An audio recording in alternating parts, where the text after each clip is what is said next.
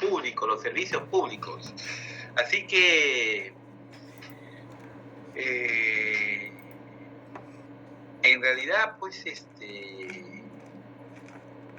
una de las cosas que por lo menos Roma controló el sistema, tenía una intención de controlar la cuestión de la limpieza, ¿no? de la ciudad romana.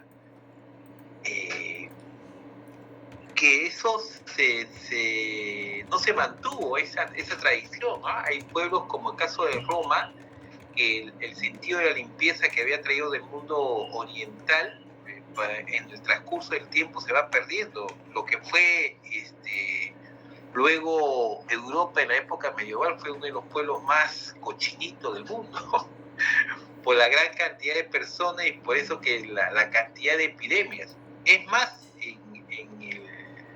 en el mundo romano sufrieron grandes epidemias también. O sea,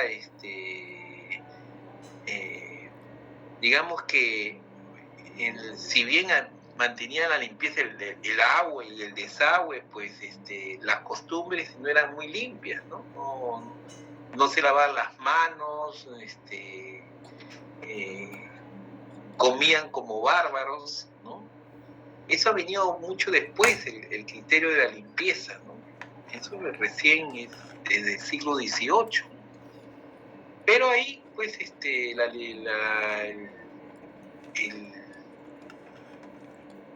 en las fiestas romanas era muy común, después de comer, vomitar, por la cantidad de los banquetes que se daban, era común, y ver vomitar era lo más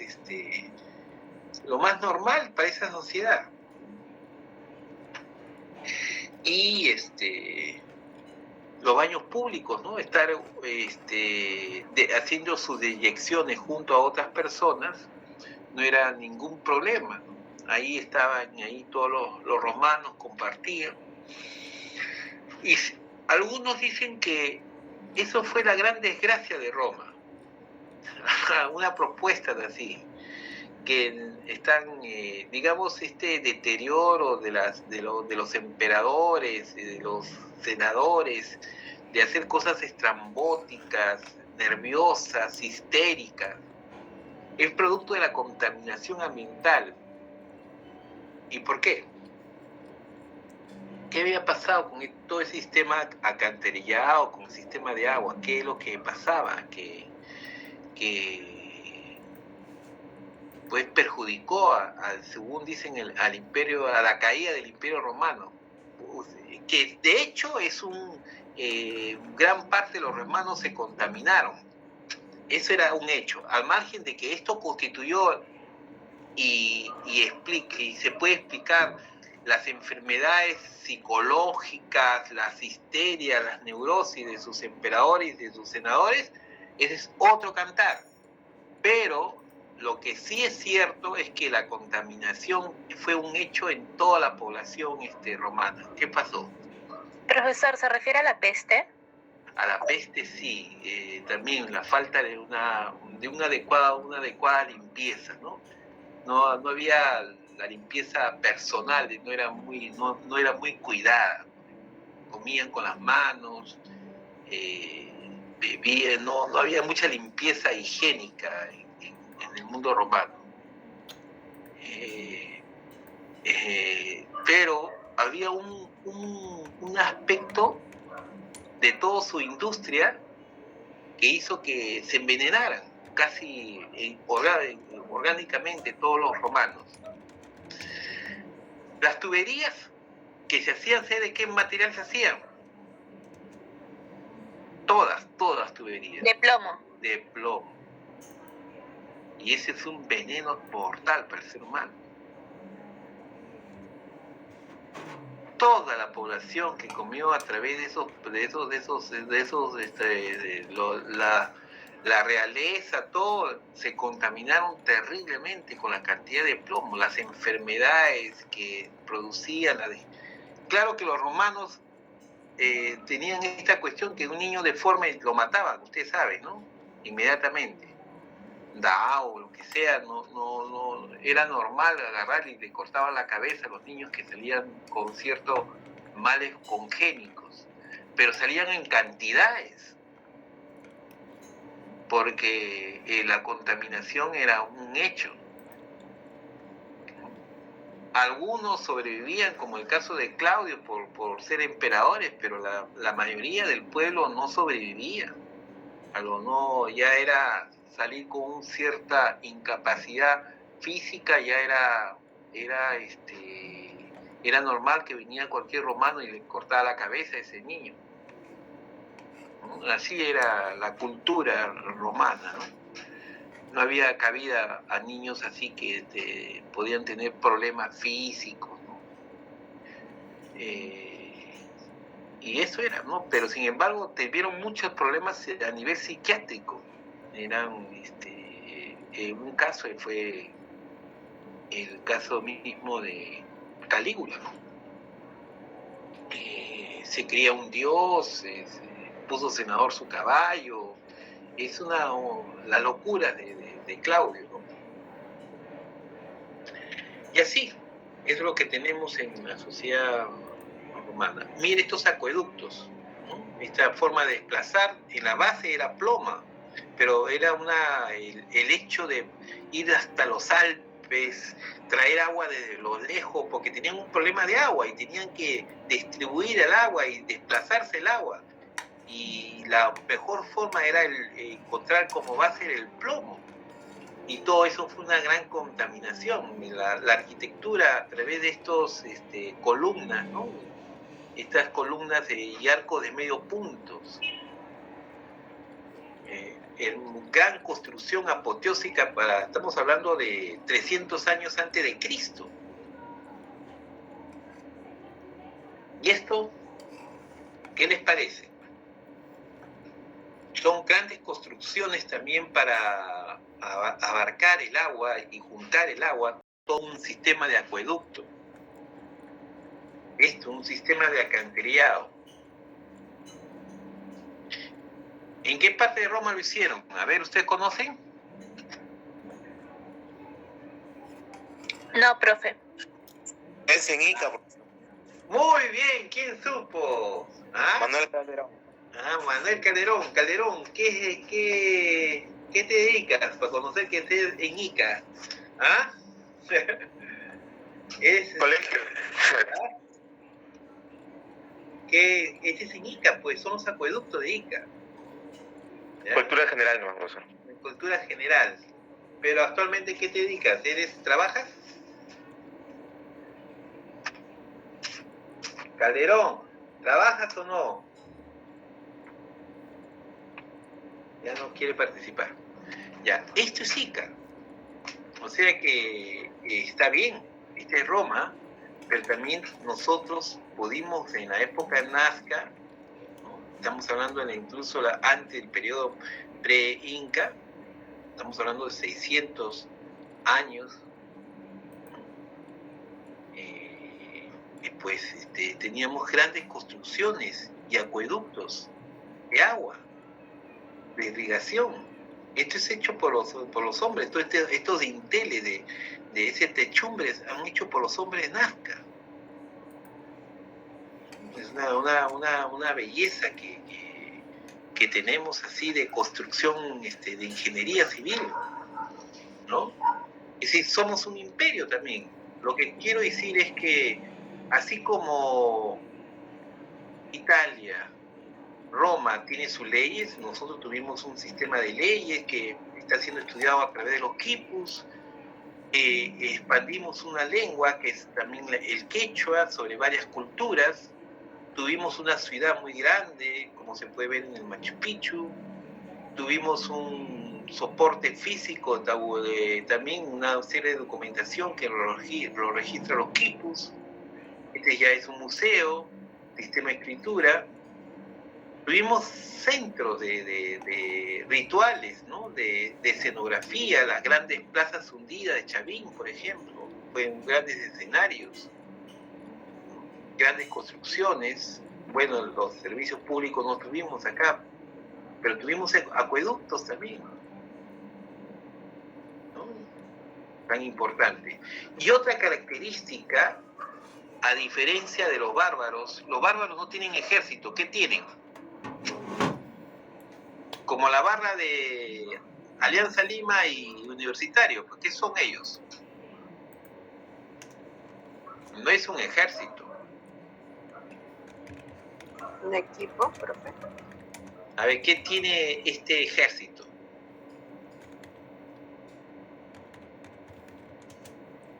Tiene orden, ¿ya? Tiene compañía, tiene el ejército regular es un ejército ordenado que ataca bajo un sistema de un orden establecido, tiene una jerarquía. Los soldados van así en cierto orden y establecen estrategias. Un bárbaro no tiene, pues, un montonero, así como tiran las barras bravas, así que salen con cuchillos, tiran piedras, así nada más, pero un ejército es un ejército regular. ¿Qué sabe Beldi? Tú sabes más que eso que nosotros, ¿no es cierto, Beldi? ¿Ah? Tu formación en la policía conoce más que eso que nosotros, ¿o no, Beldi? Profesor, ¿se refiere a las legiones? A las legiones, ¿no? De romanos, pero las legiones significaba la organización militar. Beldi ya se fue, creo que no está acá con nosotros, ¿no? Él no hubiera podido hablar con su formación casi militar, no propiamente porque de la policía, pues conoce estos sistemas de defensa, cómo tienen que ordenarse.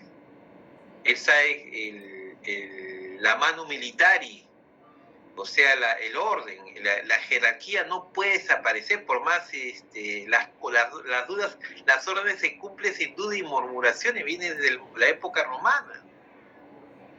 Tienes que cumplir, si no el ejército se va, no que no voy a cumplir, no, el ejército se viene en una desgracia si es que alguien de sus soldados no cumple las órdenes. Para eso están hechos, para ser soldados, para cumplir órdenes así estrictas en el momento de la guerra, aunque les parezca así incoherente, ellos tienen que cumplir.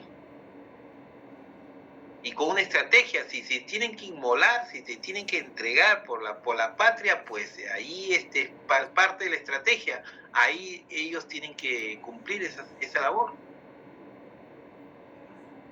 Mire el sistema de defensa contra los bárbaros que tiraban piedras, lanzas, todo, ellos se organizaban en compañías, en un orden, en una estrategia. O sea, esa es la característica de un ejército. Los policías también tienen este sistema, ¿no? De defensa, de cuando vienen los motines, también tienen un sistema. Y también tienen la vida militar, pues, la conquista.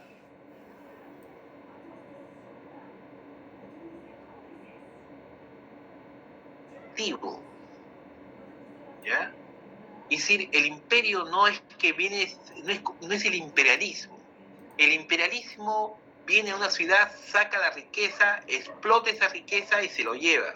El imperio no. Un imperio crea su cultura en ese pueblo que llega. Ustedes van a ver construcciones romanas en Inglaterra, van a encontrar en Hispania. Por eso que su referente es también Roma. Napoleón se coronó como si fuera un emperador. Le gustaba usanza romana, siendo él francés. Pero él decía la diferencia de Napoleón con Hitler. ¿Cuál fue la diferencia?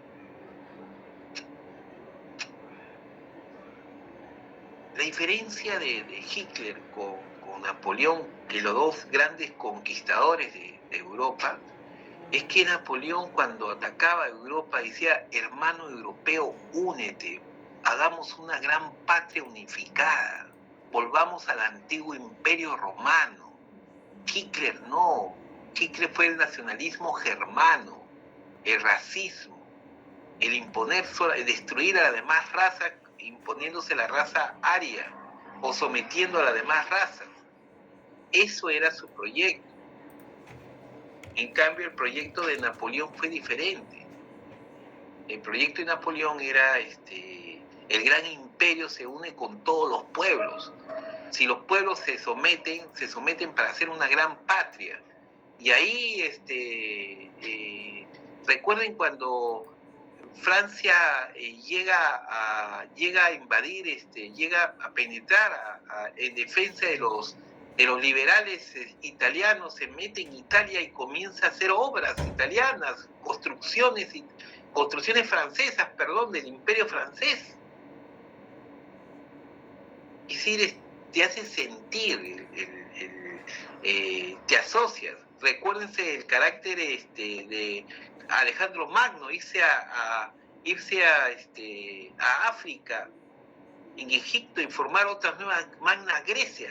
Ahí hay que formar, hay que instalar la cultura, ahí tenemos que mezclarnos. Esa es la característica del imperio, a diferencia del imperialismo. ¿Han entendido? Pero esas conquistas necesitaban pues armas, y estas armas son los embriones para hacer este tipo de armas que actualmente se utilizan. Hasta ahora el sistema constructivo y tecnológico se utiliza a la manera romana.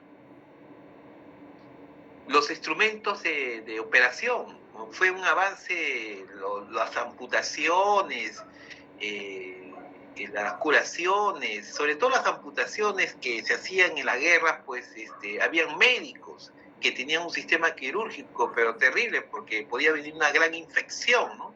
No había la cuestión de desinfección, pero tenían una serie de herramientas que le ayudaban a curar a los enfermos ahí en Roma.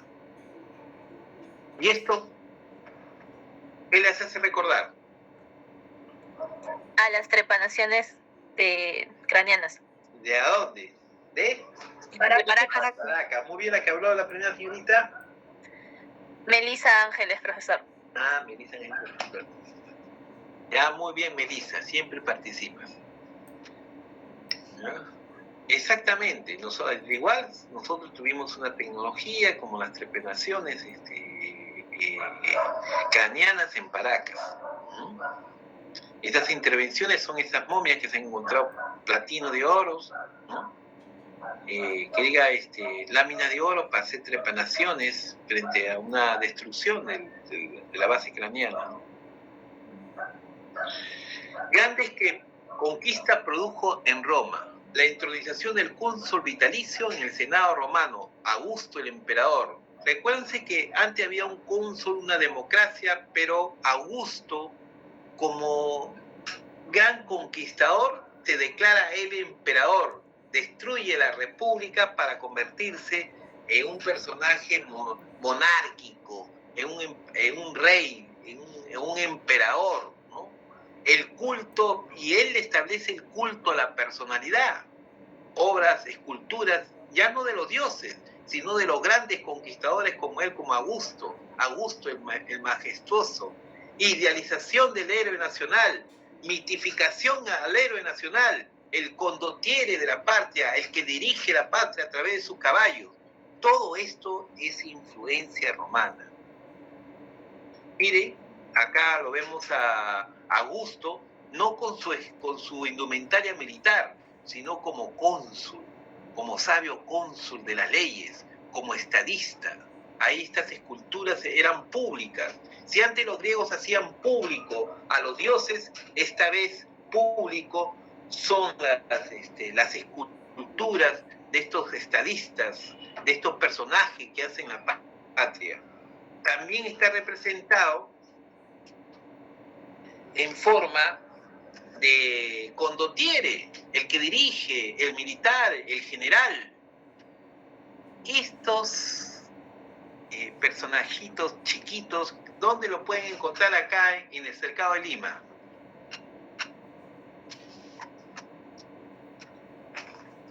A ver.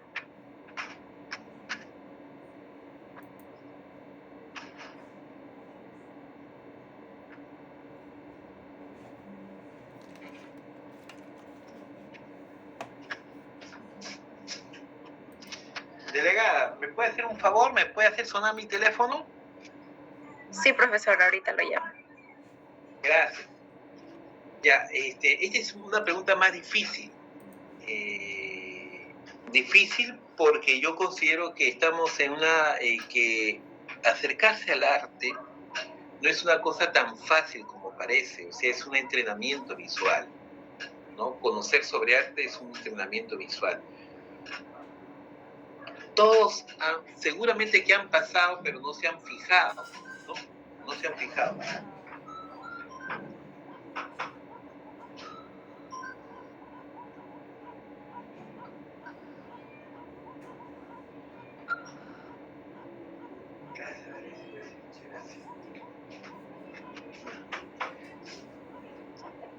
No se han fijado. Entonces, otra tarea, ¿no?, de este curso de Historia del Arte es acercarlos. Todos han ido a la Plaza 2 de Mayo. Creo que ninguno ha dejado de ir a la Plaza 2 de Mayo. Sí, profe. Y van a ver cuatro mujeres, esas mujeres maduras, sobrias, ¿ya?, que representan la patria de la nación argentina, Ecuador, Perú, y el Bolivia está representado con la madre patria con un niño. Es la provincia, es un pueblo joven que se adhiere al gran imperio. El imperio tiene sus provincias, tiene sus pueblos que se unen al gran imperio. Y estos niños, ¿ya?, estos pequeños putis, ¿no?, representan la anexión al gran imperio. No es como condottieri de la República señalando dónde está la dirección, austero, con escafandras, casi todo con el gen, con la emblemática de los César, sobre todo la representación de los águilas, que van a representar el símbolo del poder romano. Acá van a ver que tenemos también, ¿quiénes son? A ver, ¿quién es?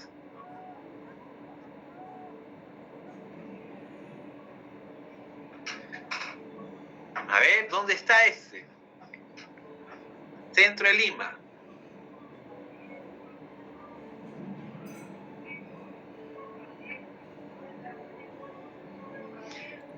Y esta es una malaza escultura, la más importante escultura, mucho más detallada, mucho más movimiento, miren, muy erático, ¿no? Entonces esto lo han hecho, o sea, vamos devaluando poco a mente la escultura, ¿no? Pues ahora, sobre todo con estos acrílicos que lo hacen espantoso, ¿no? O sea, tiene que haber una relación entre la base y el tamaño de la persona, el gesto y el movimiento. Acá está muy duro, muy hierático, tosco, esquemático. Acá miren cómo la camisa de este Víctor Andrés Belaúnde, el que logró nuestras 200 millas del Perú, está al frente del Ministerio de Relaciones Exteriores, frente a la iglesia de San Pedro. Pues esto es la representación de Augusto Belaúnde. Este es Víctor Andrés Belaúnde, el que formó las 200 millas, y Fernando Belaúnde Terry, muy hierático, y José Carlos Mariátegui en San Juan de Lurigancho, una cosa muy espantosa, una base chiquita y un cuerpazo, hay una cabeza muy chiquita, no saben el sistema de la proporción, no, hay grave problema, ¿no? Pero todo esto tiene que ver con la usanza romana. Si no hubiera habido Roma, no hubiera habido esto. Porque ninguna cultura mesopotámica, egipcia, idealizaba a los políticos o idealizaba a los héroes nacionales. Todo era un carácter ya sea funerario, ritual, religioso, pero el carácter ya político y del héroe nacional proviene ya de una sociedad romana, y la república se inspira de la cuestión romana. No por gusto nuestro escudo en la parte superior tiene las hojas de laureles del gran emperador romano. Este es el panteón del romano, donde están los héroes, ¿no? Su escultura y sus restos, donde la gente va en Roma, en el Capitolio, y encuentra pues los restos de los grandes conductores de la revolución. La cúpula, se hizo una cúpula, estos son acacetonados, y un óculo que hace que entre el sol y cae una luz cenital. ¿Y esto dónde es?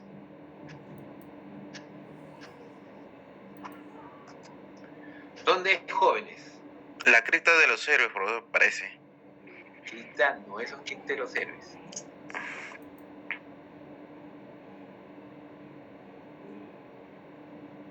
Pues, tenemos nuestro panteón también. El panteón de los próceres, ¿dónde está?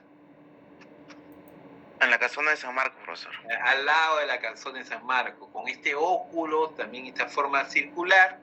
Tenemos, miren, ¿no? Tenemos, acá está Ramón Castilla, acá están unos como Vizcardo Guzmán, está Bernardo Arcedo también, que es nuestro himno nacional, de nuestro autor de nuestro himno nacional. Es decir, los que crean la patria también tienen su panteón de los próceres de la independencia. Castilla también fue un prócer, muy joven participó en la lucha de la independencia.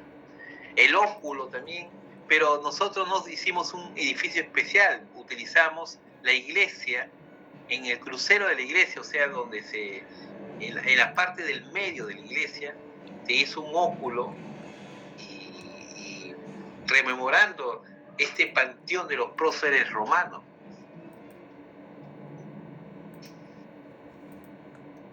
Estas son si es que el emperador llegaba, ¿ya? En la vía Apia romana, recibía al emperador pues con estas portadas, con estas 3 calles, se llama una calle central, 2 calles laterales. La calle central es el doble que las calles laterales, es unas pilastras adosadas con un arco de medio punto que está en la portada con 4 columnas típicamente corintias, y en la parte superior encontramos una cornisa salida en la parte de la cornisa con representaciones en el frontispicio con filósofos y héroes y escenas de la guerra de romana. Llegaba por la vía Apia y hacía su ingreso. Y así esta idea de las portadas de las grandes avenidas también tenemos nosotros. ¿Qué dónde es esto?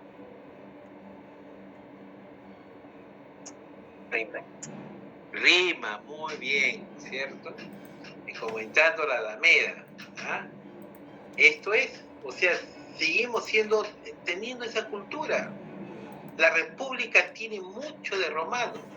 Tiene los héroes nacionales, la representación de las estadistas, las portadas son romanas, ¿ya? Las portadas del ingreso de los funcionarios públicos es romano.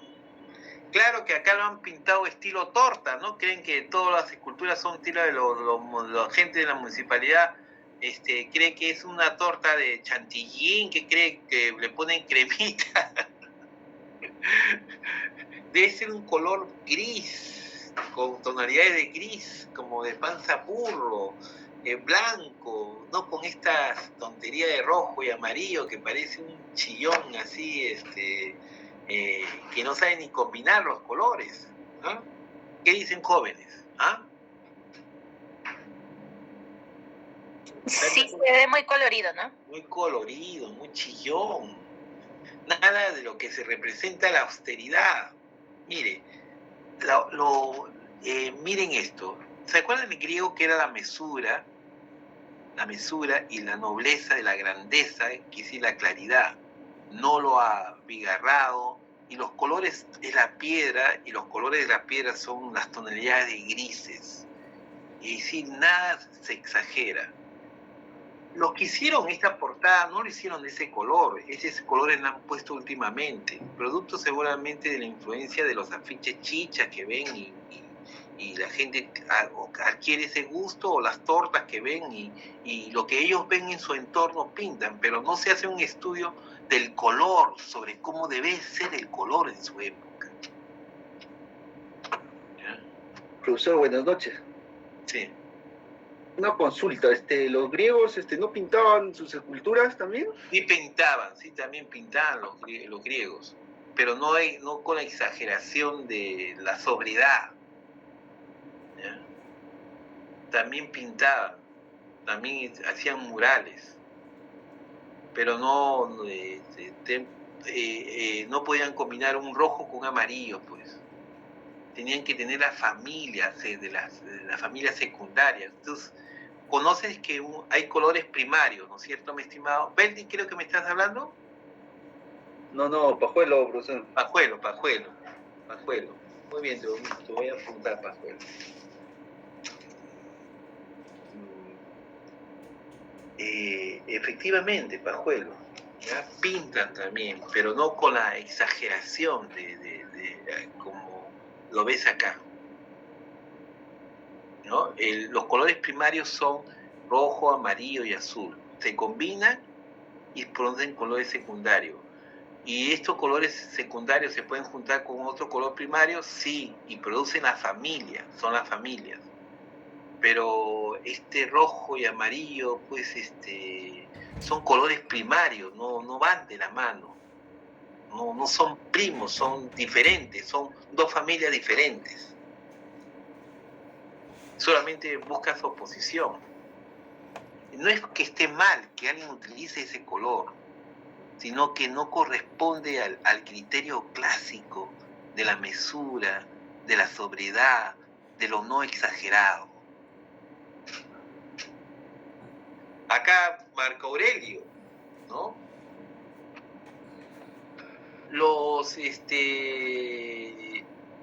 Roma encuentra una técnica muy interesante que se llama la técnica de la cera perdida. La técnica de la cera perdida es una técnica consistente, y ya falta un minuto nada más, consistente en, primero haces el armatoste, es decir, toda la estructura del caballo. Luego con la cerámica pones, con la arcilla pones los detalles. Luego le echas una cera y luego le echas otra capa de arcilla. Y en la fundición cae en el medio de la cera, como si fuera un sándwich, y solamente el metal fundido va a adquirir todos los detalles que establece la arcilla. Entonces, acá tenemos nosotros las esculturas de Simón Bolívar, tenemos la escultura de Simón Bolívar, de San Martín, las columnas trajanas, que es como un filamento. Acá también nosotros, nuestros mates jubilados son tipo columnas trajanas. El Vesubio, miren cómo quedaron, es una explosión y quedó petrificada con la gente, los hechos de cómo la madre quería cuidar a sus hijos, quedaron petrificados. Todo Pompeya se rindió.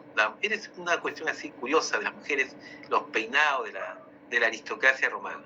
Bueno, acabó las clases.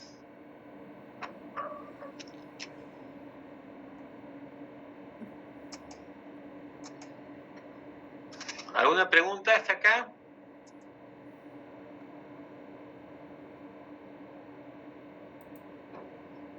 ¿Una pregunta hasta acá? No, profesor. No, profesor. Ya, entonces terminó a las 8:15, ¿no? ¿No? ¿Sí? Sí, profe. Ya. Gracias por la Nos clase, vemos, profesor. pues. Siempre digan si es que es muy denso la clase, ¿ya? ¿Ya? Me avisan, ¿ya? Para hacer breaks, para hacerlo seleccionar los aspectos más importantes. Pero Roma es tan gigante que he tratado de ver lo que a nosotros nos atañe, ¿ya? Cuídense, jóvenes, ¿ya? Cuídese, Yo lo bendiga, profe. profesor. Buenas noches.